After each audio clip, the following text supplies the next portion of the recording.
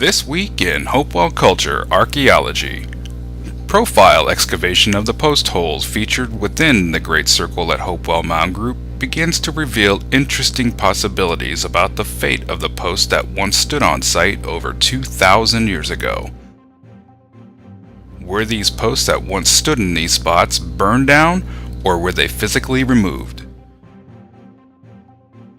And the crew takes some time out of their busy schedule to welcome two special guests from the Columbus Dispatch at the Great Circle excavation.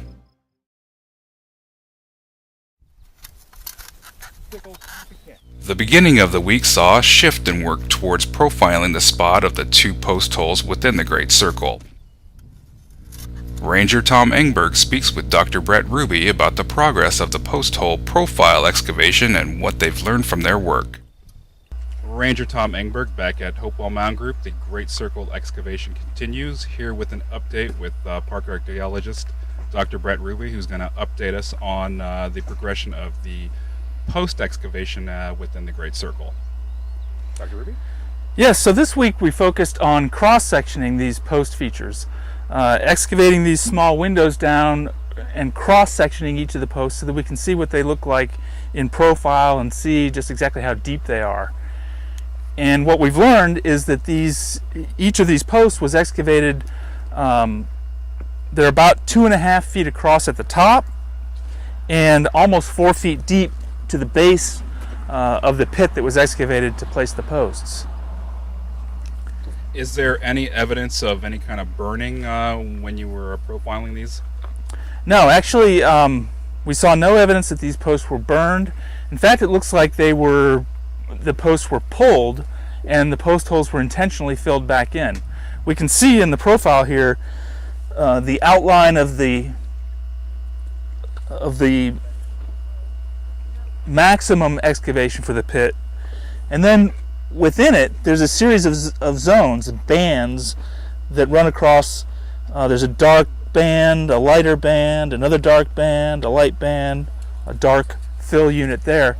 So this pit has been backfilled with several different layers of soil, probably all as one event, but because we don't see any charcoal, we don't see a single homogeneous fill, we see these banded fills. That suggests that the post was pulled out by Hopewell people and these holes were filled back in intentionally. And looking down at the profile of this post here, I noticed a lot of rocks, a lot of stones in there. Were those part of the fill? Well, this, on the outer edge, this is the natural, undisturbed subsoil here, sort of the bedrock of this glacial terrace. So all this heavy sand and gravel, this is undisturbed. That's what they've excavated into. And then there's a few rocks within the pit. Those were probably incidentally, accidentally tossed in when they were backfilling these after the posts had been removed. Looks like you're making a lot of progress there, a lot of interesting work done over the last week and a half or so, and we look forward to seeing what else comes out of the excavation here at Hopewell Mound Group, and thanks for the update, Dr. Ruby. Great, thanks, Tom. As the week went on, the crew continued their work at the excavation site, which included finishing up the 50 by 50 centimeter test pits located throughout the main excavation area.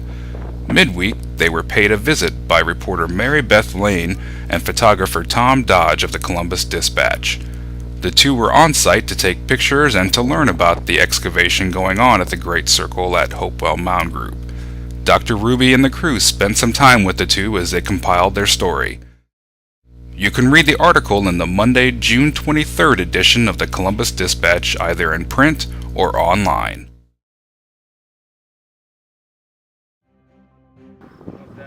On the next edition of This Week in Hopewell Culture Archaeology, we take a final look at the work being done and reflect on what has been learned as the crew starts to wrap up the fieldwork excavation at the Great Circle at Hopewell Mound Group.